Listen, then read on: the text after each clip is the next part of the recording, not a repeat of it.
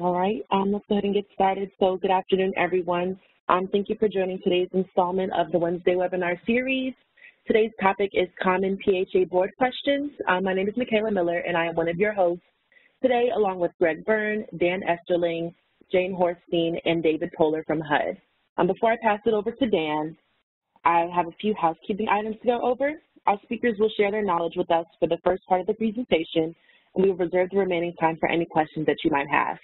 You can ask questions in two different ways. The first way, in the right-hand navigation panel, you'll see a hand-shaped icon, and if you'd like to verbally share your question, select the hand icon, and I will unmute your line so you can ask your question aloud. Or if you prefer, and you would like to ask your question in the chat box, feel free to type your question in the chat box in the lower right-hand navigation panel, and I'll read your question aloud in the order it was received. And if you're unable to address your questions, we'll send an email reply after the webinar. All webinar participants are muted upon entry, and if you'd like to notify our team of any technical difficulties, please send us a message in the chat box, and we'll try to get back to you as soon as possible. Today's webinar is being recorded and will be available on the HUD Exchange shortly following the webinar. Immediately following the webinar, you will receive an invitation to complete a survey on today's webinar, and we ask that you please complete this with any feedback that you might have for us. With that, I'll go ahead and pass it over to Dan to kick us off. Thanks, Michaela. So welcome, everybody, to this installment of our Wednesday webinar series, as Michaela mentioned. Next slide, please. As she mentioned, we have Jane Horstein, Greg Byrne, David Poehler, and myself on the line today. Jane is the director of the Office of the Special Applications Center. Just as a way of background, that's the office that approves Section 18, streamlined voluntary conversion, and home ownership applications. And just in terms of scale of the type of work they did last year, they approved roughly 10,000 units in approved units to convert. Greg Byrne from the Office of Recapitalization, he's the director of the Affordable Housing Transaction Division in RECAP. And just in terms of scope of work that they've done, I think RAD has recently surpassed 1,200 projects representing 140,000 units converting through the Rad program, representing close to $10 billion in construction activity. And David Poehler is the public housing director in the HUD San Antonio office. Amongst others, I know he was pulling a double duty as the acting director for at least one other office recently, but I think he's back in San Antonio. And the San Antonio portfolio has roughly 140 public housing agencies within their stock. So he's worked with quite a few PHAs talking about repositioning, so I'm glad to have. Next, please. Okay, and just to orient everyone, here's where we are. We have a couple more of these webinar topics lined up, so hopefully you've registered for them. If not, please do so. If you've missed any of our previous webinar topics, these are all recorded, as Michaela noted, so you can go back to the HUD Exchange and watch any of them that are interesting to you or of a topic of interest to you. Also, Michaela mentioned that we have a survey at the end. We want to continue these because we've had some really good feedback following them. So if you have particular topics you want to dive into or you want our panelists to speak on, put it in your survey and let us know. And we can come up with them and put them together in 2021, it looks like, because we're booked through December. So please be sure to fill out your surveys. Next slide, please. And as always, for the new folks, we have this evolving repositioning public housing website where we're trying to create a compendium of all our repositioning tools and products and trainings. So the link is there, and of course the slides will be available after, so you can navigate there. Okay, before we get started, I just want to say for the folks that have been on these before, our approach today is going to be a little bit different. In past webinars, we've done deep dives into specific topics such as streamlined voluntary conversion or Section 18 or RAD. Today, we're going to do a little bit less of a traditional presentation. It's going to be more of a roundtable or discussion on the types of questions that board members might ask when a public housing authority director or HUD employee is sort of talking about the idea of repositioning to them, right? So we're trying to take the perspective of what questions might come to you from your board members or board members and PHAs in your portfolio if you're a HUD staff person. And so some of this may be a little bit of a review of the earlier topics we touched on. You know, if you're a repositioning expert, you may have heard some of this before. But, you know, we wanted to kind of pitch it from that angle. And then part two of this presentation, after we've gone over some of these common board questions that we've heard, we'll open it up to the audience, and hopefully there's questions that your boards have asked or boards in your portfolios have asked you, and we'd love to hear what those questions are and try to run those down. So before I jump into this first question, as a reminder for the new folks, or just as a heads up for the new folks, when we're talking about repositioning in this context, we mean conversion from public housing to Section 8. Repositioning has had a couple definitions in years past, but really that's what we're saying, is taking units in the public housing program and getting them onto the Section 8 platform. And as we've discussed in previous webinars, the reasons for doing so are many. You know, reducing administrative burden, recapitalization, gaining funding stability. Some of these things we'll go over in this webinar. And then lastly, the final reminder is, you know, the board, these are all local decisions, right? The decision to reposition is solely lies within the housing authority's local control. No repositioning can happen without board approval, which is why we wanted to do this webinar to help folks, you know, be able to have that conversation with their board and have the board make an informed choice. So with that, my first question is from Mr. David Poehler. So David, in your conversations with boards, one of the things that you heard most frequently, if there was some resistance or concerns about repositioning, is, you know, hey, I'm running a public housing program. It's going fine. It's not broken. Why do I need to make a change? And how do you respond to that? Well, thanks, Dan. That's yeah, it's actually a common thing, and I understand that. You know, I never sell a vehicle with less than 200,000 miles. I drive it to the grave. It's still working. Everything's good. So a lot of you credit to our housing authorities. You're financially healthy. You're turning a profit. Good physical score.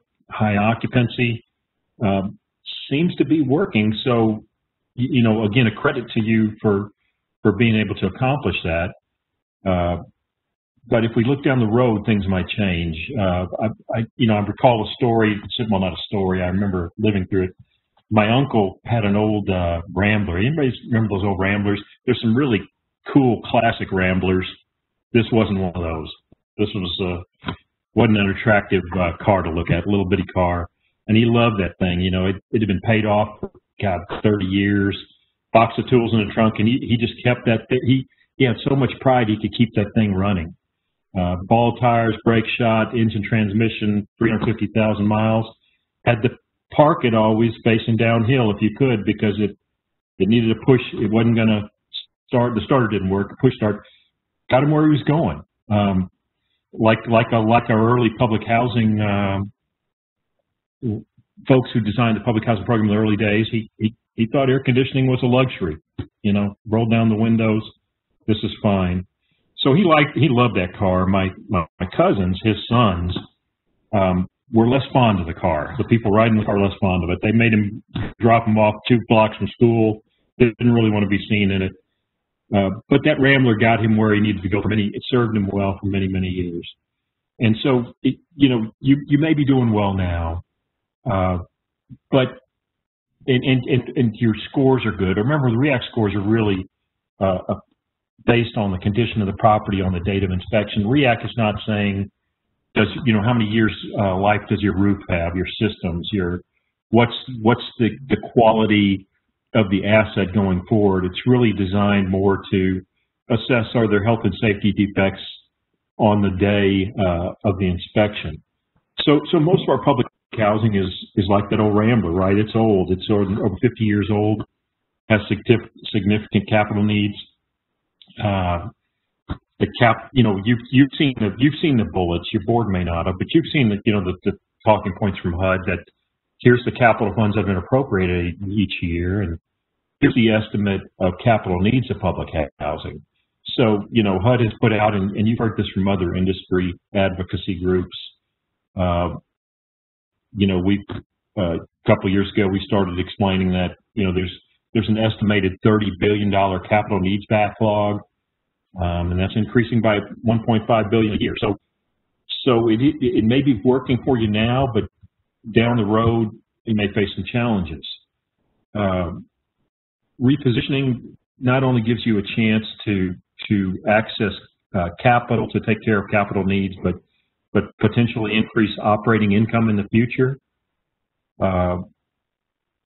Again, you guys have heard this, right? But your board may not have. They might not understand that. So we're asking you to look into the future and get your boards thinking about sometimes board members, I hear it sounds like HUD's trying to get rid of public housing. Why are you trying to get rid of public housing? And we just need them to understand that we're not trying to get rid of public housing. We're trying to preserve affordable housing in a sustainable model for years to come. So I think as a board, as an ED, when you're doing the capital needs planning, and you're hopefully the board members that are on the line, when you're doing capital needs planning, you have a good, healthy understanding of your capital needs over the next 5-10 years and beyond, and you can start to project: are we going to have sufficient funds to meet those capital needs? So drive that old car till it dies, but maybe not the best idea with your housing.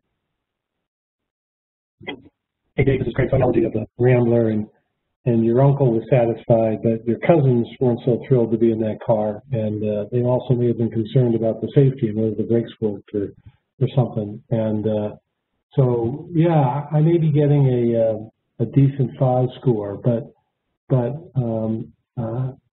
could be pumping in 20 or 30,000 or more in rehab for these units. That I'm missing that opportunity. Yeah, I may have housing, but it may be frumpy, or it may be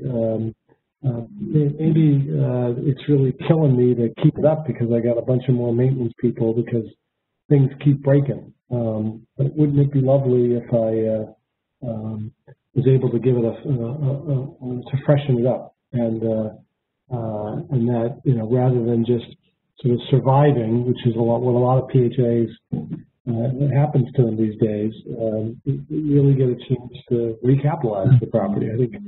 But yeah, so it might be I'm doing okay with my FAS score, but that's a pretty low bar.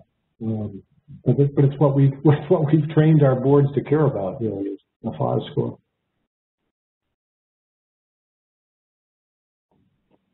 Yeah, agreed. Okay, Jane, if there's nothing from you or you wanted to add to this, we can move on to our next question, which also is for David. Yeah, let's go ahead, I think.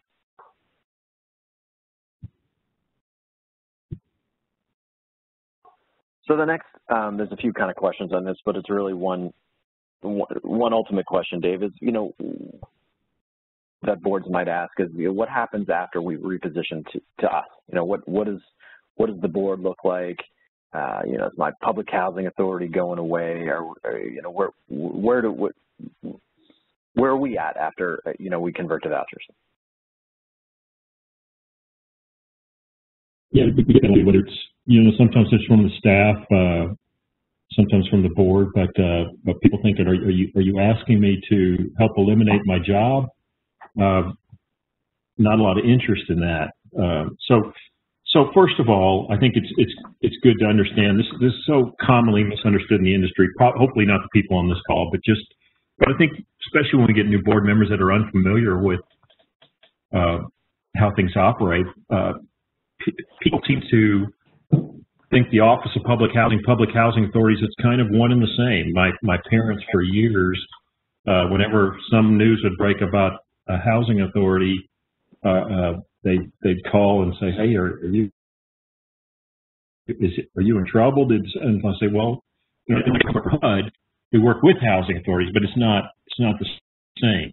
You get off with somebody and you say, "Work for HUD." "Oh yeah, I know. Do you know so and so?" And I say, "I think you're talking about the housing authority and not the HUD office."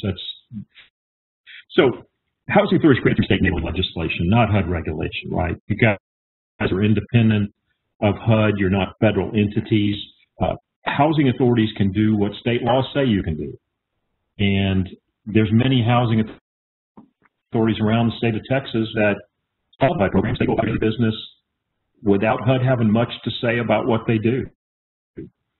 So HUD's relationship with the housing authorities is set out in the annual contributions contract, where we basically say, look, if you accept these funds from us, you've got to follow these rules. Here's how the program works. Here's what you have to do.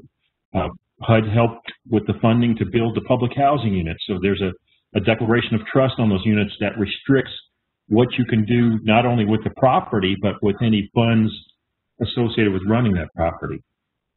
And in short, public housing funds have to be spent on public housing, period. That's it, public housing, period. You can't pledge assets as collateral without HUD approval. You're pretty restricted in what you can do. And there's a healthy set of requirements you have to follow in doing so. So repositioning changes the structure of the housing authority's agreement with HUD, but it doesn't change the mission or the structure of your board. So what we're hoping to do is give you an opportunity, if it works for you, to change the way you receive income from HUD, going away from a really old HUD subsidy program that was designed in the late 30s, and it's kind of patched together over the years with newer, we want to replace that with a newer Section 8 program that allows you to access capital outside of federal dollars, allows you to do, potentially expand your housing, to do other things, to do mixed use, mixed income, things that not only improve your ability to operate as a housing authority, but improve the health of your community and create more housing options. So repositioning would free you from the declaration of trust that greatly restricts what you can do with your property and assets. It frees you from a huge amount of administrative tasks associated with the management of public housing property. You guys have seen that long list, and you know what I'm talking about, right? When we talk with people in the industry, if I ask executive directors, I say, what percentage of your workday is spent complying with all these public housing requirements, the administrative work associated with that, and what percentage of your workday is spent being a good property manager, managing real estate, housing people, collecting rent, doing all the things you need to do as a property manager or property owner. And most people will estimate that 80% of their time is spent on the administrative, the other stuff, all that other stuff. So wouldn't it be great to reverse that and focus more on being a really good property manager, providing a good product, keeping your units occupied, keeping them in good shape, generating income, thinking about what you can do to expand affordable housing in your community. So repositioning really, it gives you the freedom to use, you also get the freedom to use income generated through the management of your rental property to do other things. If you turn a profit in public housing, for those of you that have healthy public housing reserves, what can you use those reserves for? You can use them for public housing. That's it, period. So you're pretty restricted. So even if you're turning it, go ahead. Yeah. So you know well, let's get to the very basic, which is if you reposition, if you go on to Section 8, do these repositioning tools require the PHA to go out of business? Does it in any way say to the board you no longer exist? No, board, you do what you did before. You might be doing it in a different model, but you're still involved in overseeing the housing authority's operations and providing affordable housing. It's just a different income stream. It's not changing what you do as a housing authority board. For staff, it's you might spend more time managing property and doing things like that than you were spending, and less time on the administrative stuff. But there's still that function of housing people that doesn't change. Right. I mean, if you depending too on what you do with your assets, the board, it may be land leases that you're overseeing. It may be you know, a Section 8 program. I mean, there's lots of different things that the board should still be involved in. I don't think that the board will go away, but the responsibilities may change. It's really not to say what do you want to do, right? What do you want to do as a board? Now that's change, right? That's very new from what for housing authorities that just operate public housing or Section 8 without. You know, our programs aren't designed, while you have some local autonomy, but pretty prescriptive. But now you got a chance to operate like a business and say, hey, is there a better business model for us to accomplish our goals and objectives? And so you really have some discretion here. What's going to work best in your community? So that's a kind of new thinking for folks. So when you're talking with board, getting them to think about what would you like to do?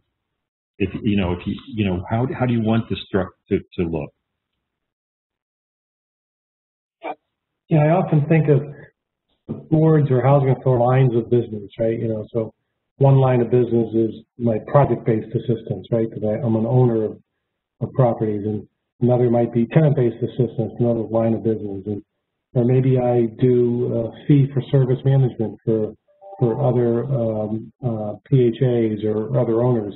All of these are sort of lines of business that from time to time certain products or tools come on the marketplace, and they're better for that time period. And really, sort of what we kind of see is that the Section 8 subsidy program is like, let's swap it out. Let's let a housing authority, still within its mission, say, hey, we think for in today's era, running off the Section 8 program is a better long-term preservation tool. Get you board to kind of what you want to do, which most of you are interested in long-term preservation of properties, than the public housing program, and shouldn't feel any misgivings about leaving the public housing program. It's like, in fact, if this is something that provides better service ultimately to your residents, then great, right? Choose whatever program best meets your needs. But as you had said earlier, Dave, that the public housing program really, built in the 30s and cobbled together for decades. It's got some quirky stuff that is much harder to make sort of an owner of public housing to sort of effectively plan and manage that than is possible under the Section 8 program.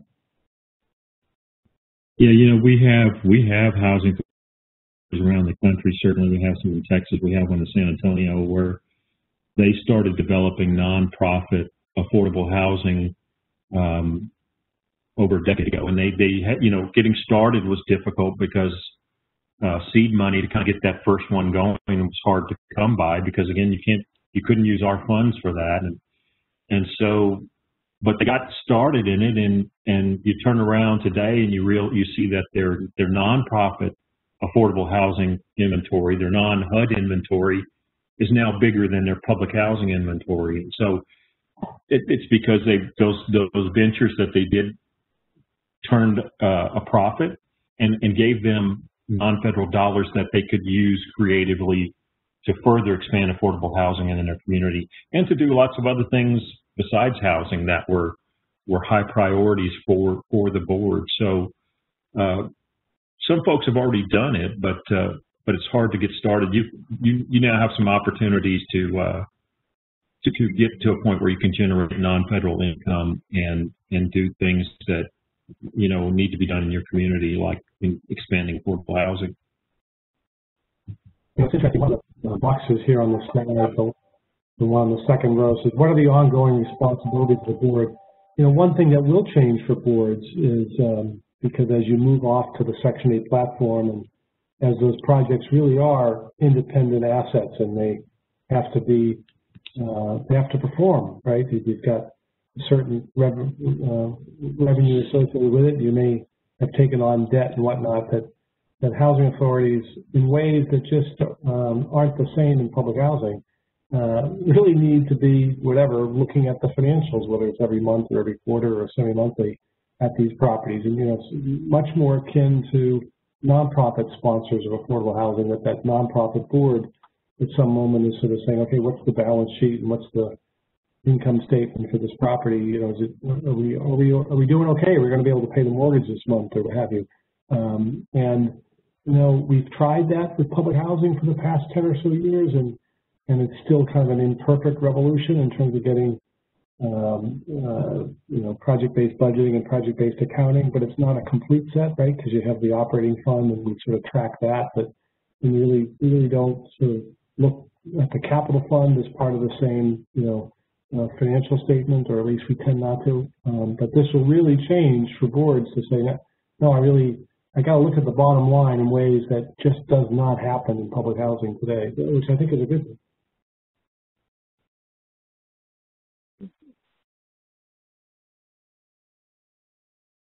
Good, Michaela, I think we can jump to the next one.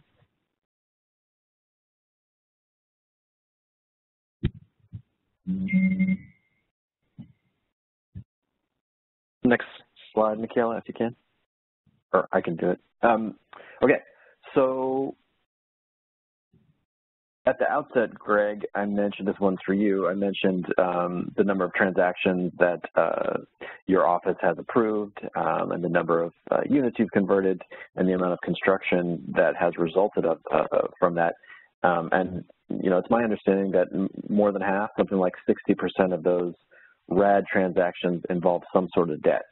Can you speak to, the board members out there who are concerned about taking on debt on their properties, and maybe they're not as familiar with it, other than maybe they have a mortgage on their own home?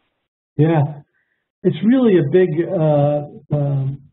obstacle for a number of PHAs or their boards, because the public housing program, again, never had any debt on it, right? I mean, where housing authorities didn't have any debt, the federal government paid for these buildings usually directly with bonds, but the PHAs didn't make the payments. HUD did, and then after a period of time, public housing was built with grants and not bonds.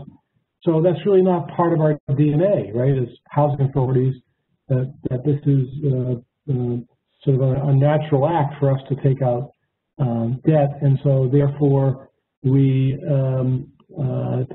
tend to be adverse to it, right? So we heard boards say, well, I don't want to take out a loan, or if I take out a loan, I only want to be 10 years or something like that.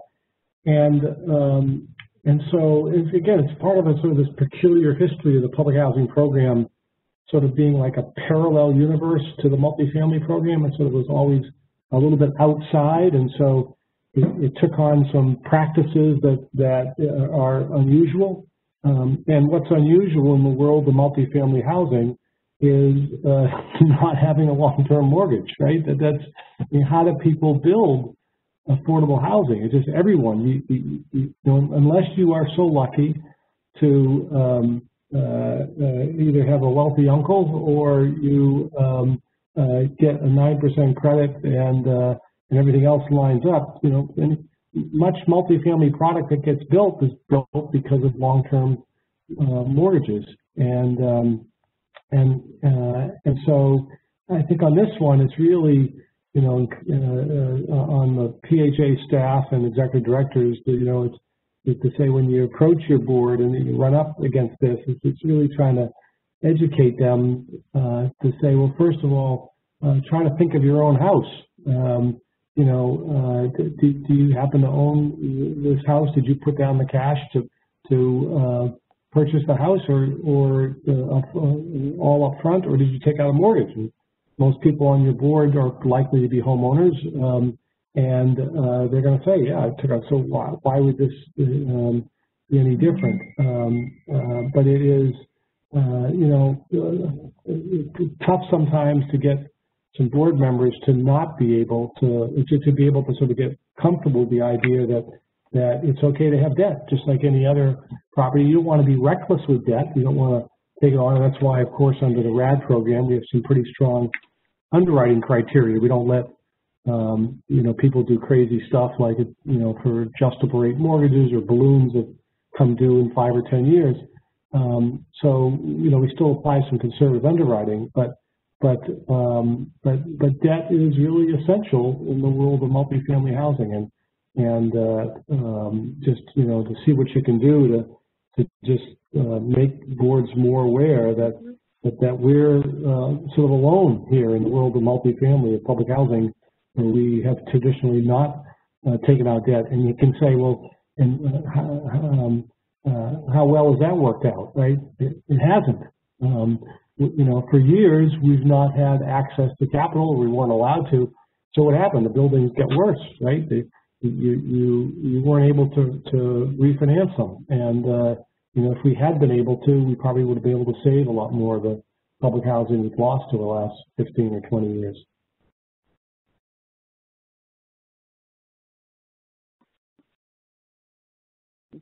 And the flip side of that too is there's other forms of equity now too to come into these. So, and those also require some debt. So. Yeah, it's kind of like that. That old air conditioner that you keep repairing, and nobody wants to buy a new air conditioner because most people don't pay for that with cash, right? They're going to have to finance that thing, and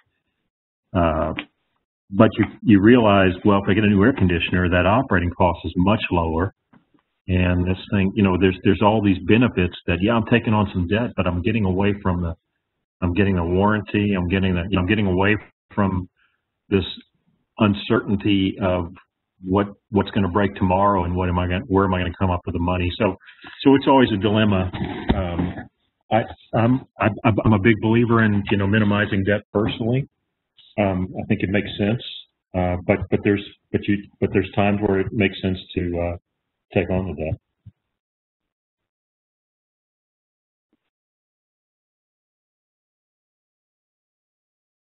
Good. Let's turn to Jane on the next question here.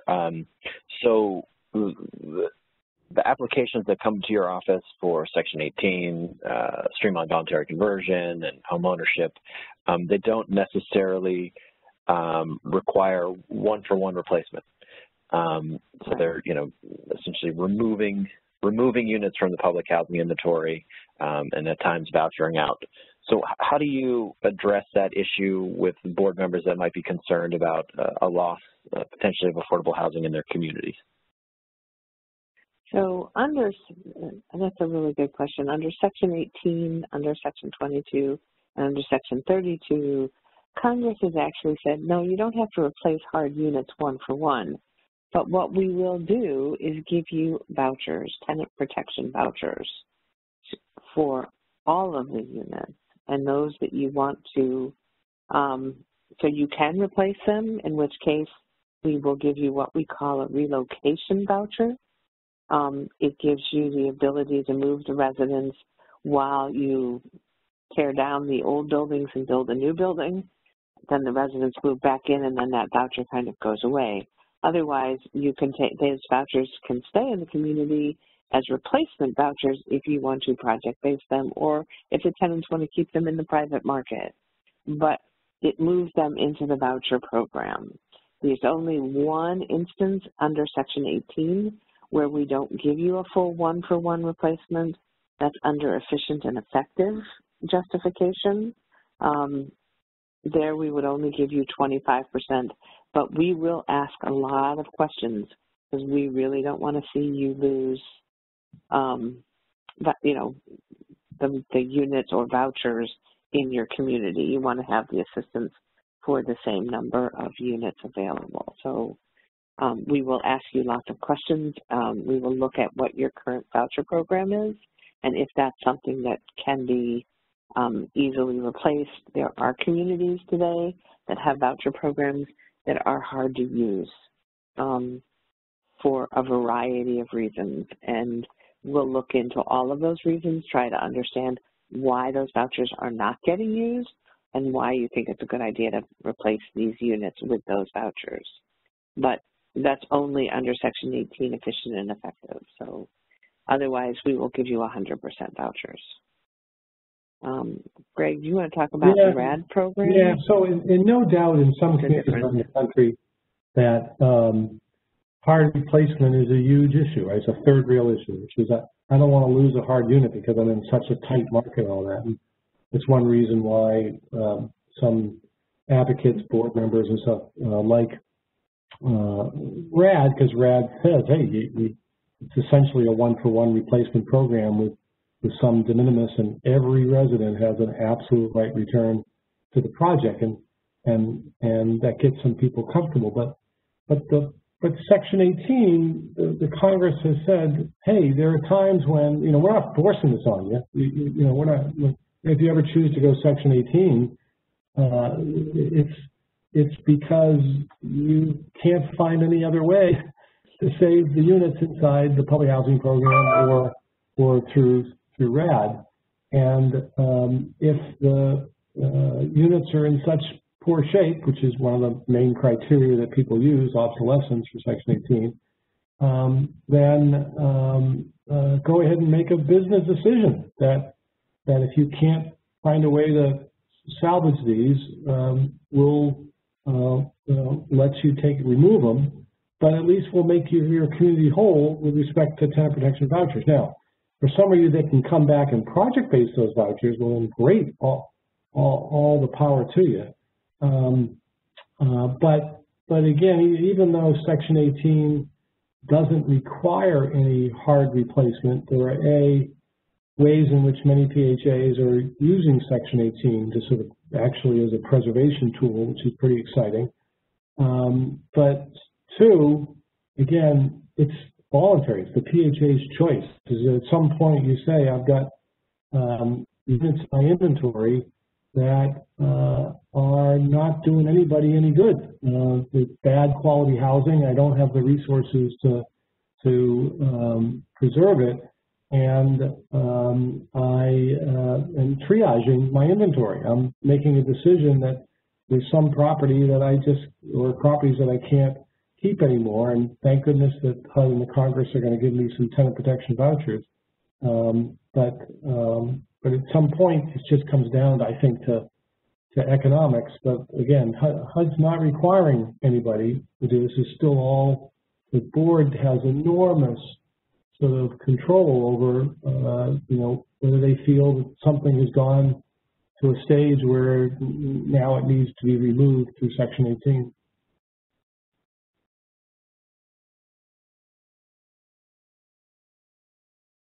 Greg and Jen, I say too. I think we get I hear from board members a lot, or from PHA staff. There's some level of distrust. Sounds like you're trying to sell me on this, and why would this be? You get a little suspicious, right? You get that all day on telemarketers and stuff. Somebody has a deal for you. They're looking out for your interests, and we tend to get a little cautious, right, within the environment we're in. So I understand that. And what I would say is when you talk with other, if I were doing this, I'd want to talk with other PHAs who've done it. I want to say, hey, you did it? Did you? Because I want to learn from other people's mistakes, right? If you could do this over, would you still do it? Would you do it differently? So we're getting to the point now that we have a number of PHAs who've gone through various repositioning options. And there's that opportunity to reach out to folks, and I would encourage anybody who's thinking about this to be thinking about talking to other folks who've done it. Learn, hey, if we could do it over again, we'd do it this way, or we'd go further, or we'd do it faster. There's a lot of information out there. What I've not heard when we've done these panel discussions, and I ask people who've done repositioning at these conferences like NARO and FADA and whatnot, ask people to speak up what their experience has been. The folks who've done repositioning in various forms through Rad or Section 18, or even streamlined voluntary conversion, I don't hear much regret. It seems to have gone well for them. So anyway, just wanted to throw that out. Okay. Good. I've got another one for Jane here, and this is a little bit of a miscellaneous question, but you know, if I'm a PHA board member and I'm thinking about the types of questions I might need to run by my attorney or some of the sort of legal considerations I might have, can you speak to that?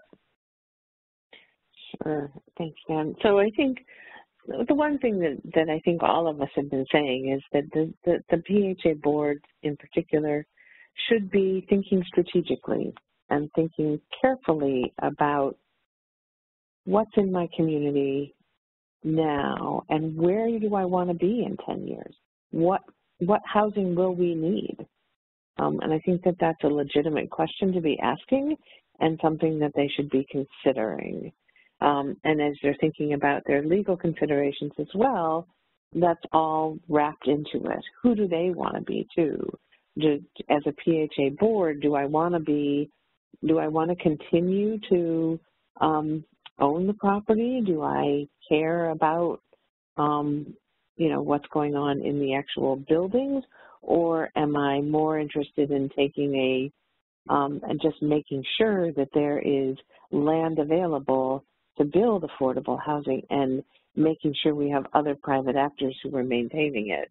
So those are bigger questions that they should be looking at. Most of the PHAs, many of them around the country, bought their land early, and so this land is precious land. It cannot be replaced easily. It's not, you know, if they sell it today and they go to buy it in 5 years, that price just went up. If it's in an inner city or if it's in an area that we know today will be of value. So these are things that they should be considering. We encourage ground leases because that allows you to maintain control of the land while leasing it out and having somebody else do the building. And they just pay you a lease fee every year. So, you know, other things to think about are establishing nonprofits or affiliates.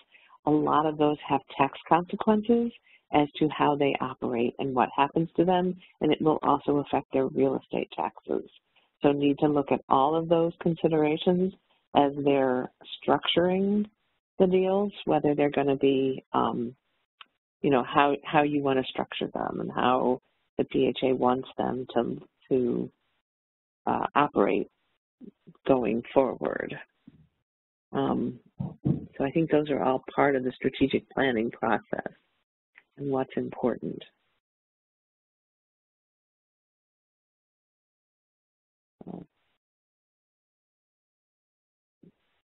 Good. David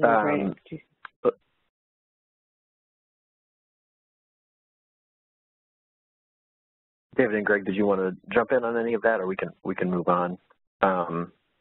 So I think you guys or Jane just kind of touched on this question in your last response, but obviously the Housing Authority has some assets, you know, real property, physical assets, you know, maybe construction or, you know, vehicles and different sorts of equipment. And they also have their personnel, their staff, their human resources.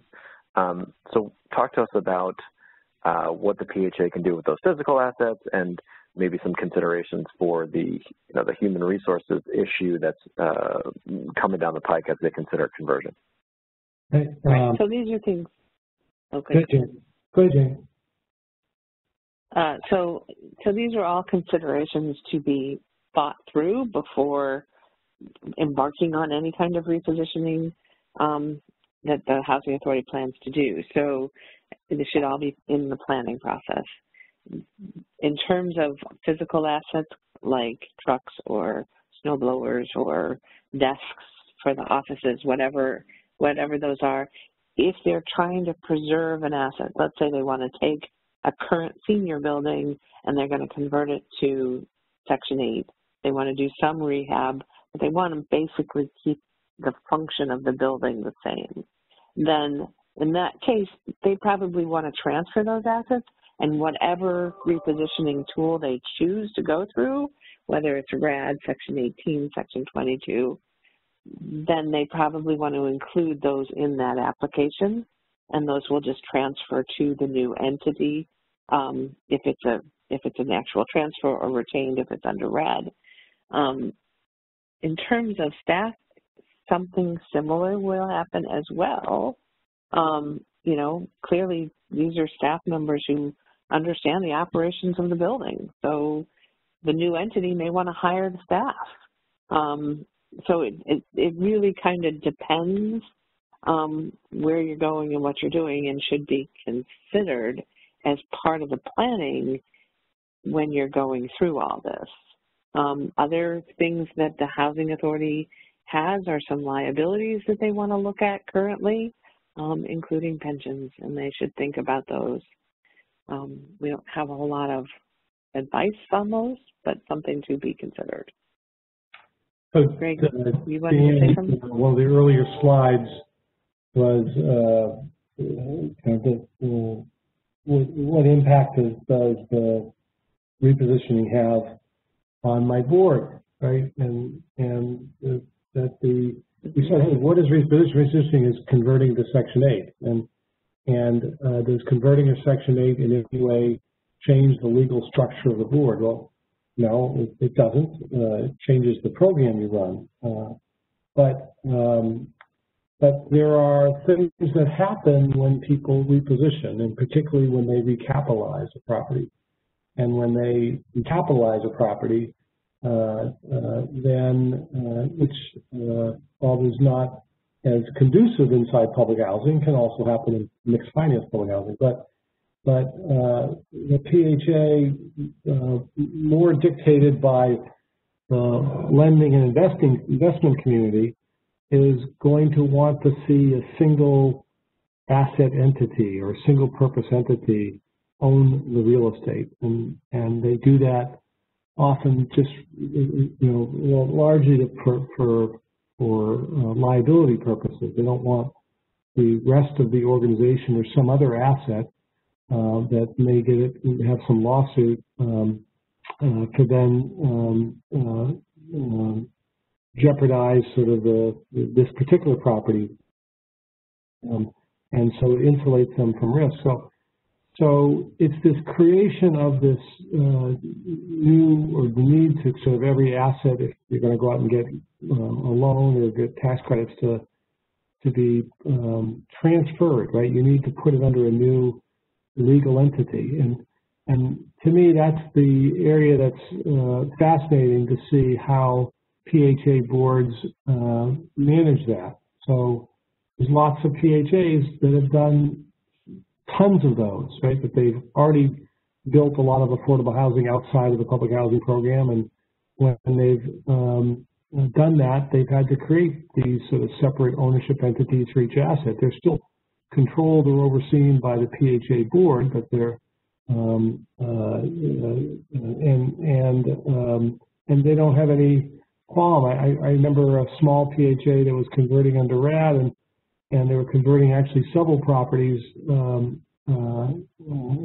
They had their hands around several agencies. They're converting them all at once, and one of them also was going to be the voucher administrator. So you can't be both the voucher administrator and the owner of the property. There has to be you can't be on both sides of a contract. And so, the PHA within 2 days came back and said, okay, we're going to create this separate nonprofit arm to own the property. And the board didn't seem to have any concern with that whatsoever. And yet other boards get really nervous about that, to say, well, what does it mean for me that asset no longer is owned technically by the PHA board, but through a PHA's nonprofit? And I think that's the place where you have some boards that just again, are unfamiliar with that even though that's sort of common in the whole world of nonprofit, public sort of affordable housing development, it's not something for which a lot of PHAs, particularly the smaller ones, have done. So, and so, in what ways can the board then, if they're not going to be the direct owner, how can they still have some control over that. And so it's either one of those obvious is, well, put it under your some related, an instrumentality or an affiliate of the PHA, or the very common thing that PHAs do is they, even if they turn it over to their nonprofit, they'll still maintain a long-term ground lease with the owner of the property, and that both keeps them in the game for 70 or 99 years, however long they decide to lease. But it also has another, offers another important sort of benefit, which is in most states, as long as the PHA owns the land, the property is exempt from real estate taxes. So it sort of helps on that score too. But yeah, so there are different ways in which housing authorities can continue to sort of, if this asset, needs to be set up under a single asset entity, that they can still maintain control of the asset long term. We have a question from Cornella Richardson. If a PHA is having trouble because of getting the Board of Commissioners, advocates, and/or tenants on board with repositioning, how can they connect with PHAs that have successfully gotten over those hurdles? I would suggest that you contact the field office, your local field office, to find out what other housing authorities have been repositioning in the community to get their experience. One of the other things that we've been doing as a group has been working with the field offices to set up what we call virtual roundtables, and we're trying to get small groups of PHAs so that they can talk to each other and get those organized, because we think those are really helpful for PHAs to be able to support each other as they go through this process. So it's not so straightforward and simple. Yeah, Jane, I think one of the training sessions. So in Texas, we have a consortia of 19 PHAs, very small PHAs run by one consortium, and that they're repositioning all 19 of those. Some through Rad, some combination of Rad, Section 18, and voluntary conversion. And for that executive director to convince 19 boards, again, of very small agencies, really challenging. And I remember the executive director came to so many informal training sessions, formal and informal training sessions, leading up to the point of saying, okay, yes, I'm going to go back to the board. I think I'm ready to. I'm sold on this. I think it's the right way to go. And I think one of the effective training sessions we actually just had one of those, their hospitality suite at one of the conferences where they let us use it. Bar was closed, by the way, just clear the record there. The bar was closed. But during the day, we got people in there, and we've had 6 or 7 PHAs sitting around a table asking questions. In the comfort of hearing their colleagues ask a question, and now I'm starting to get more comfortable because I'm hearing other people thinking the same things I'm thinking and asking the same things. So I think that however you find that, whether it's talking with your board members, talking with board members of another PHA, or getting a group together to have a conversation about that, I think that's a good learning environment that really relaxes people to kind of think through this, think about what they want to do. Yeah, conferences are a good way too. It helps.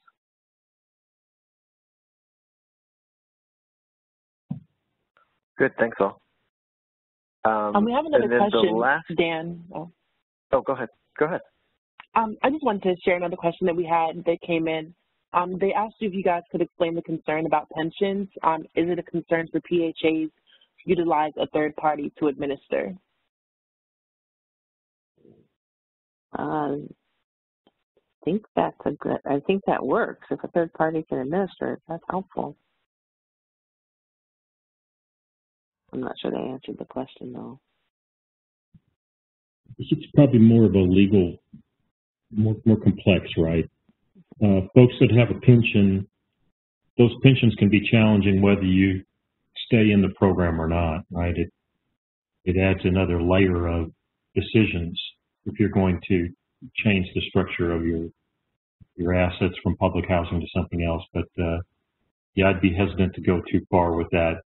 Would rather defer to lawyers.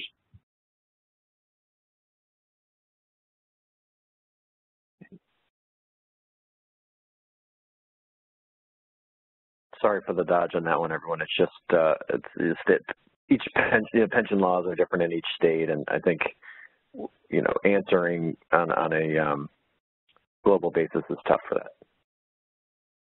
Okay, so the last question I wanted to, I don't know who's moving the slide, but the last question I wanted to get to toss over to Dave is resident considerations, right? So obviously getting resident feedback and their thoughts on this is a huge component of the decision-making process. Just tell us a little bit about what your view is of how this impacts residents, positively or negatively, and when do you loop them into the conversation?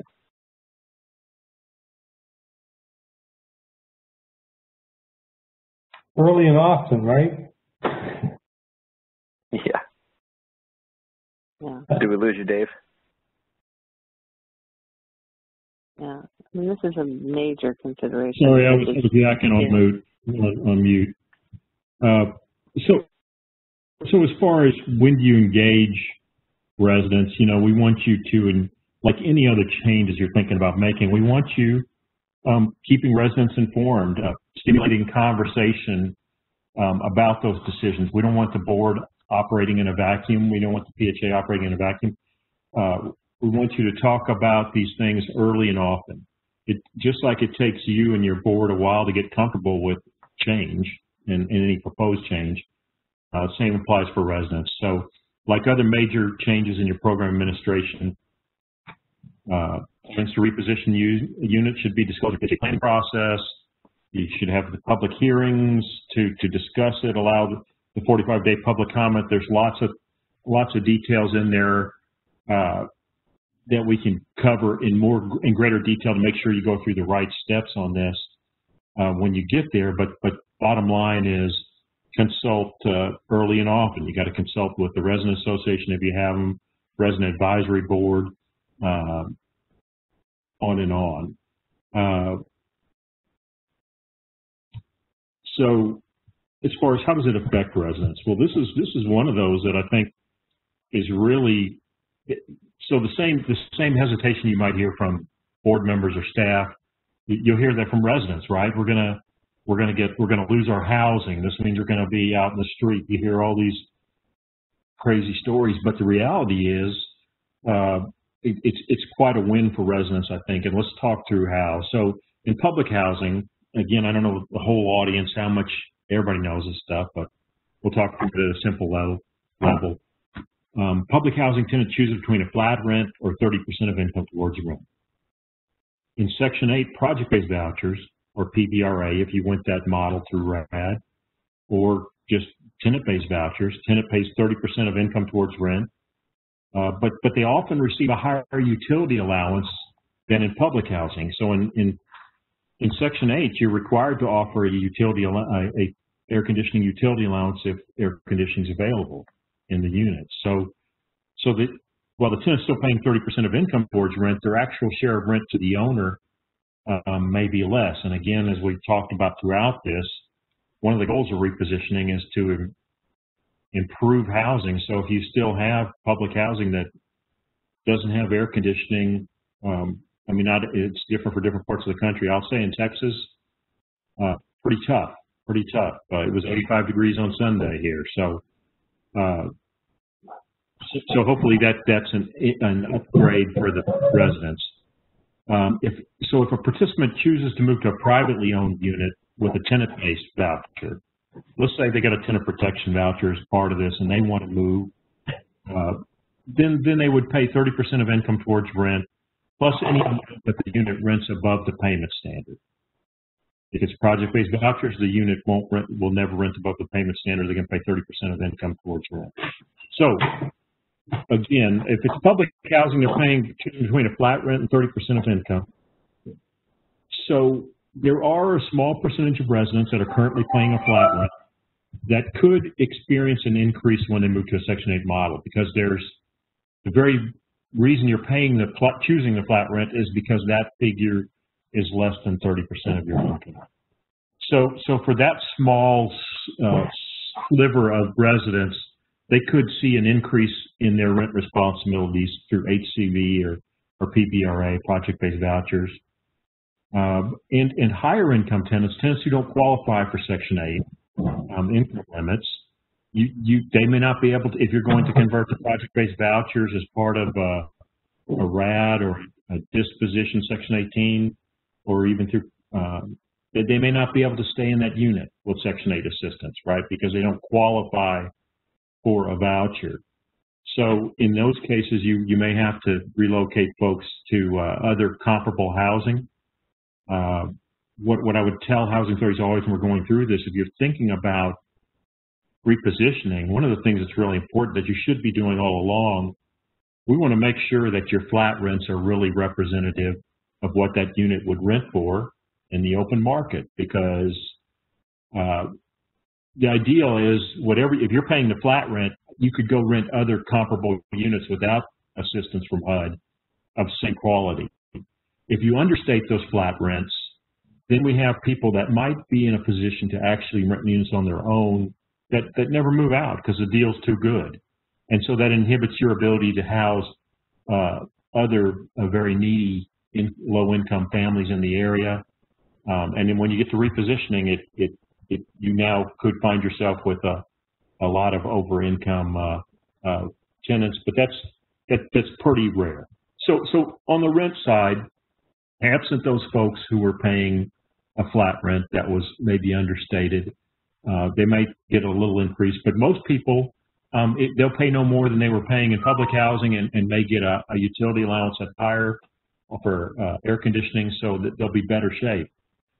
What really changes for them, while the rent doesn't change much, what really changes for them is mobility. So public housing tenants who move from public housing, they're on their own. The assistance stays tied to the public housing unit. Next person moves into the unit, gets the benefit of assistance, but the family who moved is on their own. There's no way to port that public housing assistance. You left the unit. So if you have a job opportunity somewhere else, you have to choose between taking the job and giving up your affordable housing. Tenants who move from public housing during repositioning, or when converting to the voucher program, they're allowed to take that voucher subsidy with them. So if you did project-based vouchers through Rad or through Section 18 disposition, at the end of a year in that unit, the tenant could say, hey, I've enjoyed it, but I think I'd like to take my voucher. I want to move closer to mom. My parents are aging, and I want to be near them. I've got a job opportunity, whatever it is. You, like the rest of us, you have the opportunity to move to that mobility, and you can take the assistance with you. So that term we call choice mobility, it really creates a lot of greater freedom and economic opportunity for our participants. We sometimes hear housing authorities, well, they're worried everybody will take their voucher and move. I don't think that's likely to happen. In most times when a tenant takes a voucher to move to another location, the housing authority that's administering vouchers in that location chooses to absorb that family, so it frees up the voucher to issue to another low-income family on your waiting list. Could be a project-based voucher waiting list. And when you do if you have project-based vouchers as a result of RAD or Section 18, the fact that once you move into that development at the end of a year or 2 years, depending on the situation, the fact that there's a path to a tenant-based voucher down the road that actually creates a lot of demand for your unit. And you wouldn't be able to allow somebody to move out with a voucher until you had enough voucher funding available to replace the family in that unit. So hard probably confusing you guys talking about this, but essentially it could create some demand for your units. The fact that after a year or 2 years, a tenant has a chance to get a voucher to move wherever they want. So again, engage the tenants early and often. HUD staff are available to help you through those conversations. In some cases, we'll try to be at the briefings to help you explain things so tenants can hear from HUD that what you're saying is accurate. But I really think it's quite a win for tenants, and once tenants understand that, they should be, in most cases, very, very much on board with seeing this happen. Thanks, Dave. You know, if I'm a board member and housing or PHA staff have presented me with some repositioning strategies or whatnot, and I might say, hey, this is great. we're gonna have product that's in better shape, stronger financially. So, okay, I buy that. As a board member, though, I want to make sure we've protected the residents. So one of the things that I would want you, as a PHA staff, to make me feel comfortable with, you know, I would say, you know, making sure that everyone is protected, right? Protected meaning, where are they going to live? They're going to live back in the property, or is there going to be some relocation? What's the relocation? That's good. You know, what's the comparable housing people are going to get, particularly if it's not RAD, if it goes through Section 18, where they're not guaranteed, you know, they have to come back. But it's, you know, what are you doing with making sure that everyone is appropriately housed through this? What's the rent they're going to pay? Is it going to be the same as they paid before, after conversion? And what about families that today may have become over income? How are you going to treat them? What's the issue then? Or families are, you know, again, are the rents going to go up? And if so, how are you going to do it? And of course, all the things that Dave just said as well about how are you going to make sure that you keep them engaged, you know, keep them informed of all this, because this is a lot of tricky stuff. But making sure that not only it's just a good deal for our buildings, is it a good deal for the residents in them today?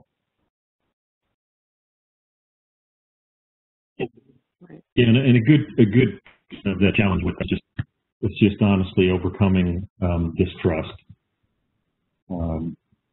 Very challenging.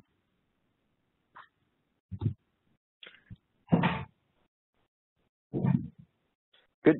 So those were kind of all the questions. Go ahead, Jen.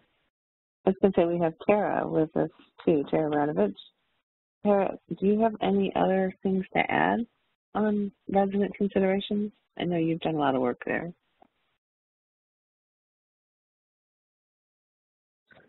Hi, it took me a second to figure out how to unmute. I don't have anything today. I could pull, I know my division has been working on some guidance on this. A colleague in my group has been, and so that will hopefully be coming soon. Big message, I would echo what Dave Poehler said, early and often. And then what we want to make sure with the resident guidance is that where there are required steps or meetings or briefings, that those are included.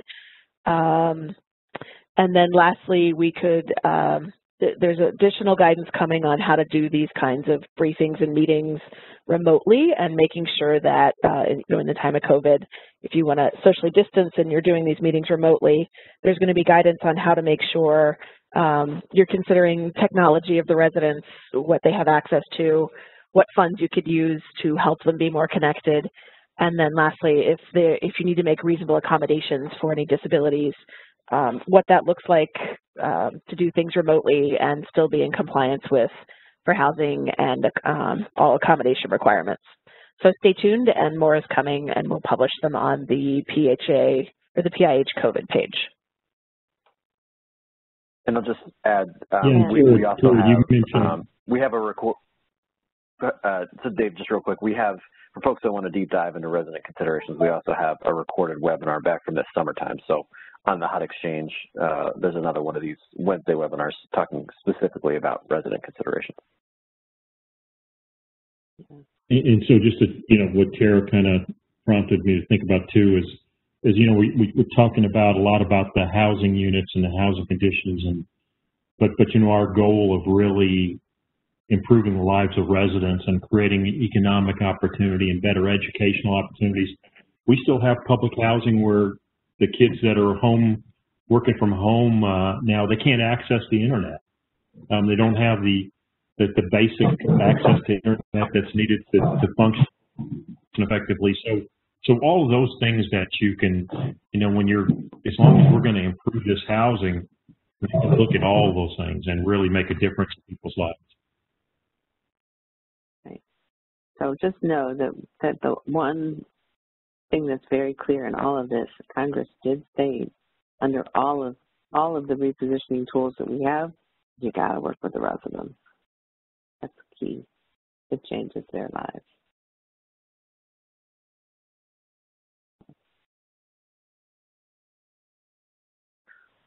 Okay, so with that, we hadn't prepared any kind of discussion topics, but we have plenty of time. If there are folks either in the chat feature or wanted to unmute their line, Michaela, maybe you can help folks with that, who wanted to bring up any questions that had come up from board members in their, either their PHA or in their or PHA in their jurisdiction if they're HUD staff.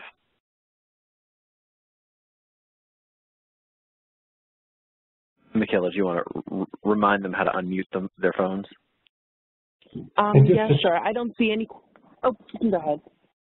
No, I was going to say, I see a number of people on the call who actually have converted, and so they probably can share with us some lessons learned about what they, how they did it, or how they would do it this time.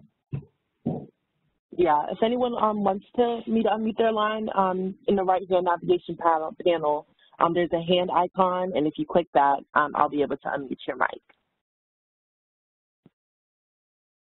Good. So in the meantime, while folks are doing that, I just wanted to echo something that Jane mentioned regarding, when to Clonella's question, right? If there are PHAs that kind of want to talk to other PHAs in their area and find out how they're doing it or where they're at in their process, definitely reach out to either your field office or this repositioning at HUD.gov email box and say you want to do a repositioning virtual roundtable, right? And we can work with your local field office, or your local field office can work with other PHAs in your region to pull a group together, and you can have this conversation similar to what Dave described in Texas, where you can meet with your peers and evaluate your portfolios and talk about next steps as a group and what the commonalities that the group has. So feel free to reach out to us and we can set those up. We've had a lot of success with them, and I think a lot of PHAs have gotten good. A lot of good has come from it from the PHAs that have participated. Thanks, Dan. We have a question that just came in the chat box. They're asking, how do I address board concerns about losing control under a Li Htc Rad Conversion?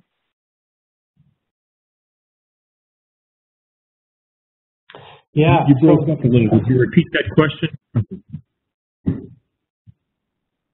Yeah, sure. Sorry, I couldn't hear the question. No problem. How do I address board concerns about losing control under an Li Htc Rad Conversion? Yeah, this is really fundamental to the heart of things. So with the Lihtc conversion, that it means that the project has like substantial rehab needs, and the PHA is decided it doesn't have enough money under its own capital fund to do it, and it doesn't have enough money under the Rad normal sort of rents to sort of do a debt-only transaction. It needs to dig deeper. So the property has extensive needs, and the agency wants to accelerate those needs, give residents better housing than what they've got now. And so if it's a tax credit, even if it's a 4% credit, chances are you're talking at least $30,000 or $40,000 a unit, and of course if it's new construction, and much higher. So so then you say, okay, the only way I can find to address those large capital needs is to go through the tax credit program. There's no other sort of soft funding that I'll get that will do it. And you know, roughly about 40% of all Rad transactions turn out to be 4% traction transactions. And so the first thing is, well, as a PHA, do I have the capacity to do this? Can I be the development entity? In which case, it won't be the PHA necessarily owning it, but it's the PHA's affiliate possibly being the controlling general partner.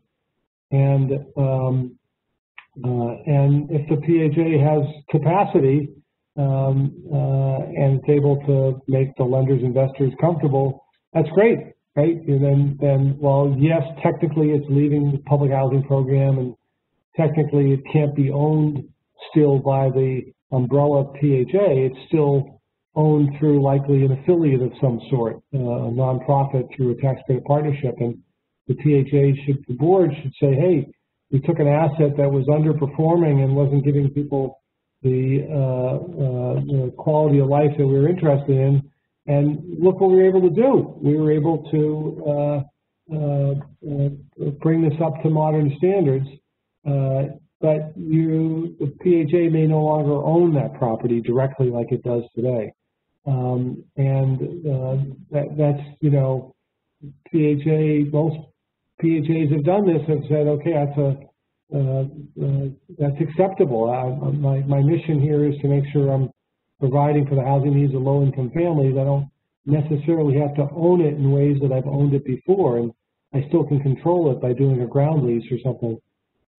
It's no doubt about it, though. It is tougher sell when a PHA, particularly for smaller ones, when they need to do a major recapitalization, and that means tax credits, and they don't have development experience, and they may have to be the co-developer, or the developer may say, you know, I'm not comfortable yet with you managing the property, so I may need for my management company to sort of direct the management of the property, and maybe over 3 years we'll train you how to do it. And I just don't want to run away from that very real issue. But hopefully the boards can be convinced that if necessity, the only way I can get this property to be recapitalized is that I may need to bring in some partners hopefully that's still, we're thinking of the best interests of the residents. And again, I as a PHA still have a lot of control over that thing, even though I may not directly own it anymore. Anybody else on the panel want to try to? You mentioned the land lease, which I think is real. The ground lease. I mean, they can still hold the land and then lease it to the tax credit entity to build the new building and own it. Okay, Dave, I would just say that, you know, a lot of these deals, sometimes get approached by the developer, right? I think we can get tax credits. You've got a parcel of land that would work for this, and we'd like to work with you and partner with you.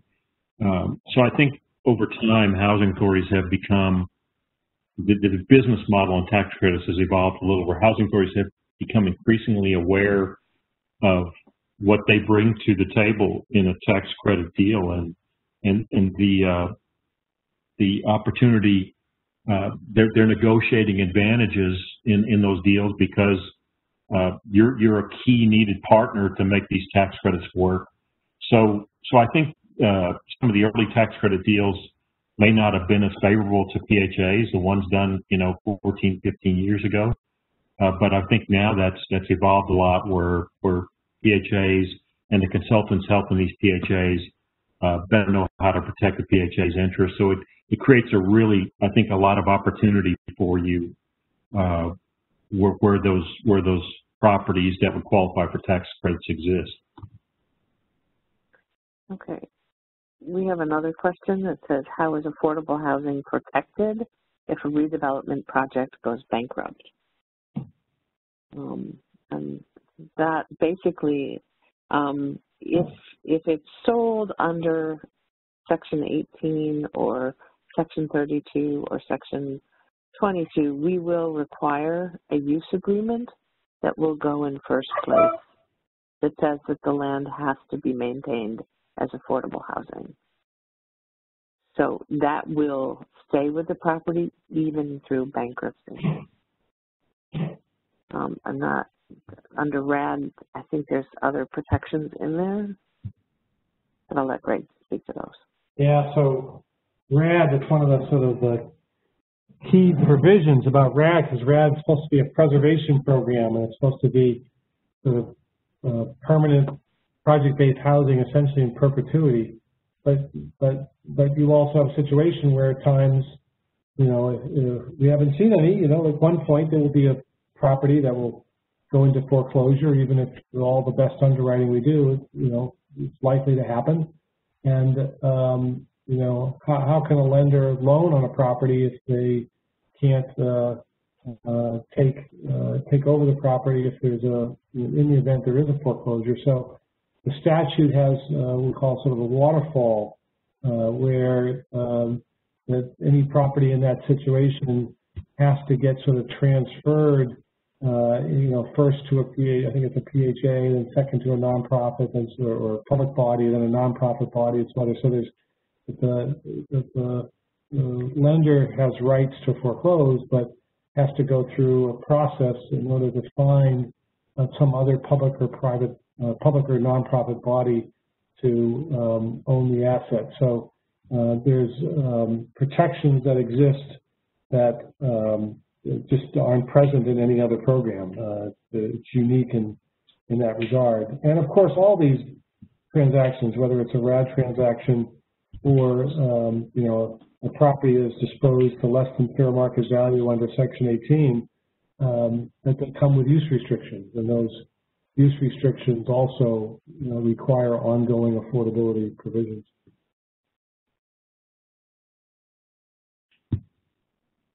You know, it wouldn't be unique to. Sometimes there's other affordable housing in the community that is struggling for some reason, and housing authorities offer some. They come with some inherent advantages in managing and acquiring and so forth, and so there's some economic opportunities out there for housing authority boards, but you have to have non-federal dollars to pursue those things. So maybe some advantages down the road. But back to that basic question, that once affordable housing exists there, it's going to continue. Ownership may change, but the fact that you created affordable housing in your community, it's going to remain affordable. It just may be a different owner if the current owner doesn't succeed.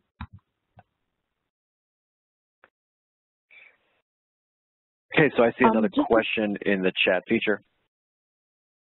Is it okay if I go? Follow-up question. That's one follow-up question from the first question about the Lihtc Rad Conversion. I just wanted to confirm, PHA affiliate can do credit card, can do the tax credit guarantees because the PHA itself cannot. If you're satisfied with the message, press 1. To listen.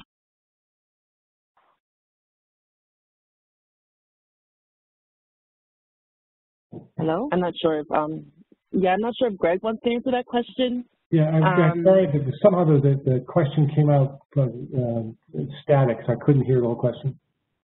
Okay, yeah, it was a follow-up question about the Lihtc Rad Conversion. They were just asking if a PHA affiliate can do the tax credit guarantees because the PHA itself cannot. So my kids always criticize me for shooting from the hip and giving answers to questions they ask about things that, Dad, do you really know that answer? So I think on this one, I think I would really need to see more of the specifics, but if someone wants to send an email, I'll be able to do a better job than live answering that, researching it. So just send us that question along and we'll get back to you. And so I'll just follow up with that. So you can email that question to repositioning@hud.gov, just like it's spelled, repositioning@hud.gov. And we had a follow-up question from someone who was saying, what is the email to discuss setting up a repositioning roundtable? So you can either email the repositioning@hud.gov email box, or I would recommend, if this is a PHA, reaching out to the public housing director in your office, and we can all get together and set it up.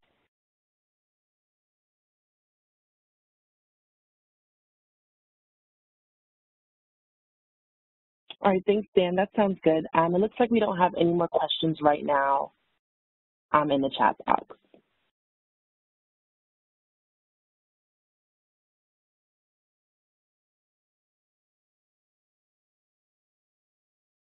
Okay, do you want to see if there's any more call-in questions? If not, I think that's all that we have. Okay, yeah, we don't have any call-in questions either, so if you guys want to go ahead and wrap up, I think that would be okay.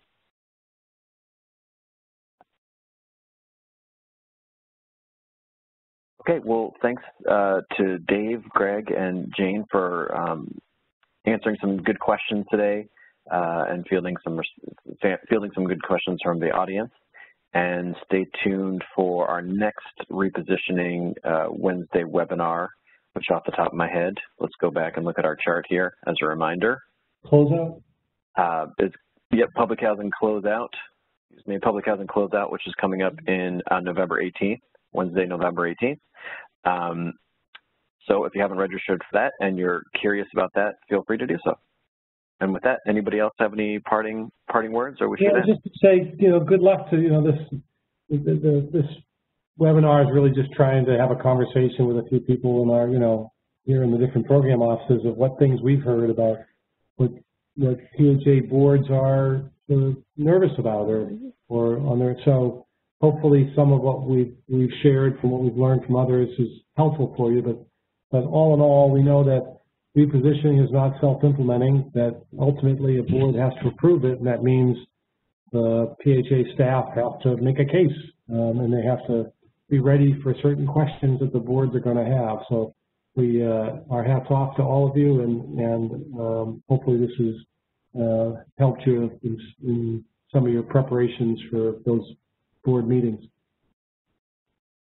Yeah, and if the board members have questions that we didn't capture, if there's things that you think of after this call, please share those with us, and we try to capture all those and put FAQs out and continuously evolve the materials and information available for PHAs interested in repositioning. So you have a question, your board has a question, please share those with us.